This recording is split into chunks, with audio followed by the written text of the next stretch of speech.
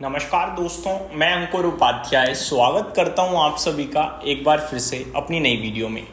दोस्तों, open market के दौरान एक कंपनी जिसने अपने नतीजे पेश करे, वैसे तो काफ़ी स्टॉक्स के रिजल्ट्स आए हैं, बट एक स्टॉक मैं आप सभी के साथ स्पेसिफिकली डिस्कस करना चाहूँगा।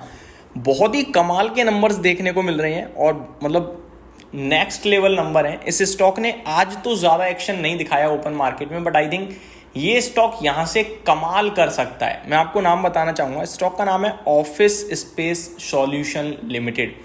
इस कंपनी का शेयर वैसे तो अपने नतीजों के बाद करीब 2% ऊपर बंद हुआ है आज के सेशन में 662 रुपीज़ के लेवल्स पे। स्टॉक के नंबर्स बताऊंगा मैं आपको एक एक करके। सबसे पहले अगर स्टैंड अलोन नेट प्रॉफिट की बात करें तो 1.2 करोड़ रुपीज से प्रॉफिट बढ़कर 11.3 करोड़ पे आया है। ऑलमोस्ट 10 टाइम्स मुनाफा हो गया इस कंपनी का साल दर साल बेसिस पे।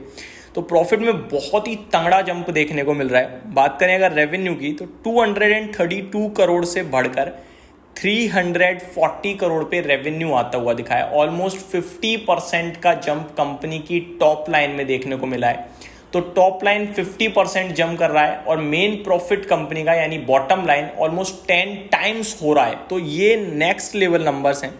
ना केवल इतना दोस्तों, अगर ऑपरेशनल बेसिस की बात करें तो एबिटा कंपनी ने 66.8 करोड़ के सामने 115 करोड़ का पोस्ट करा है। ये भी ऑलमोस्ट नियर टू डबल हो गया। तो यहाँ भी दमदार परफॉर्मेंस आई है। अगर एबिटा मार्जिन्स की बात करूं मैं तो 28.85% से बढ़कर 34.01% पे एबिटा कंपनी ने पोस्ट करा है।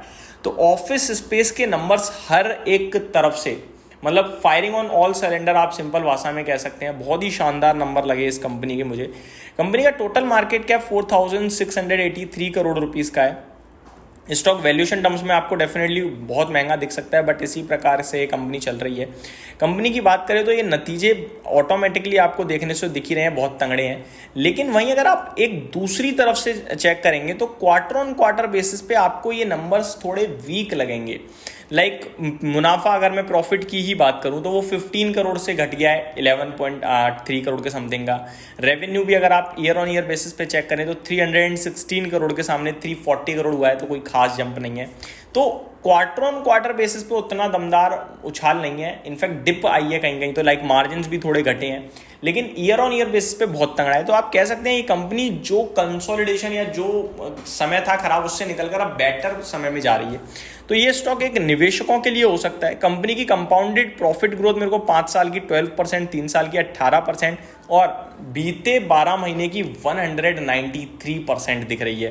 कंपनी के पास रिजर्व्स की बात करें तो जो 2024 यानी फाइनेंशियल ईयर 24 में 113 करोड़ माइनस में थे, अभी 352 करोड़ सितंबर 2024 तक पॉजिटिव आ चुके हैं। कंपनी की शेयर होल्डिंग पैटर्न की बात करें तो प्रमोटर्स के पास काफ़ी कम स्टेक है, 20%, बस यही एक नेगेटिव है।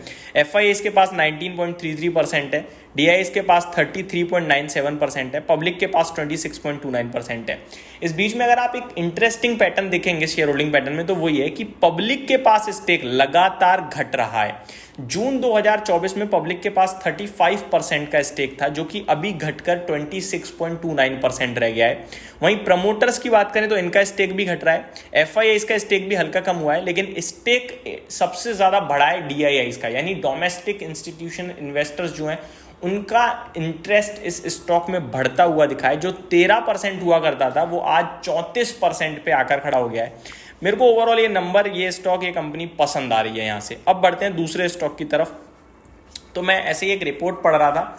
उस रिपोर्ट में दोस्तों भारती एयरटेल को डिस्कस किया है। भारती एयरटेल कोई नतीजों के दम पर तो मैं बात कर नहीं रहा हूँ। भारती एयरटेल की बात करी जाए तो telecom is the new petrol. जी हाँ, telecom is the new petrol. और why Bharti Airtel could be a money machine. देखो, हम सभी को पता है गाड़ी आप बिना चलाए रह सकते हो, लेकिन फ़ोन बिना चलाए नहीं रह पाओगे। तो जैसे ही रिचार्ज खत्म होता है आप ज़्यादा से ज़्यादा एक दिन वेट कर लेते हो मैक्सिमम समय पे, वो भी मैं बहुत रेयर बता रहा हूँ। अदरवाइज 2 घंटे 3 घंटे में रिचार्ज हो जाता है या फिर पहले ही हो जाता है। तो ये अपने आप में क्लियरली दिख रहा है कि भाई साहब ये बहुत ही नेसेसरी चीज़ बन गई है आज की डेट में। और इस सेगमेंट में अगर आपके पास कोई एकमात्र प्लेयर है जिसे आप प्ले कर सकते हो तो वो भारती एयरटेल ही है। नो डाउट आप कहोगे जियो भी तो है, बट जियो को आप प्ले कैसे करोगे? जियो तो बाजार में रिलायंस के साथ मिलेगा, अलग से तो मिलेगा नहीं आपको। तो प्ले अगर अलोन बेसिस पे करना है, सिंगल बेसिस पे, तो वो एयरटेल के द्वारा ही किया जा सकता है।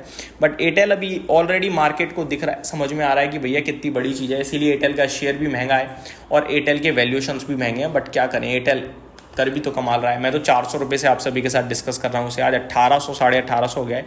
देखो, एयरटेल का शेयर कभी भी किसी भी डिप पे मिले आपको सिर्फ उठाने के बारे में सोचना चाहिए, क्योंकि तीसरा प्लेयर नहीं आ रहा है इतनी जल्दी, और आएगा तो इतनी जल्दी इनका कुछ नहीं बिगाड़ पाएगा, ये आप समझ लीजिए। तो ये 2-3 स्टॉक्स हैं दोस्तों जो आपको नज़र में रखने हैं। हालांकि एयरटेल तो एक लंबी अवधि का कैंडिडेट है, और ऑफिस स्पेस मैंने अभी रिजल्ट्स के दम पर आपके साथ डिस्कस किया।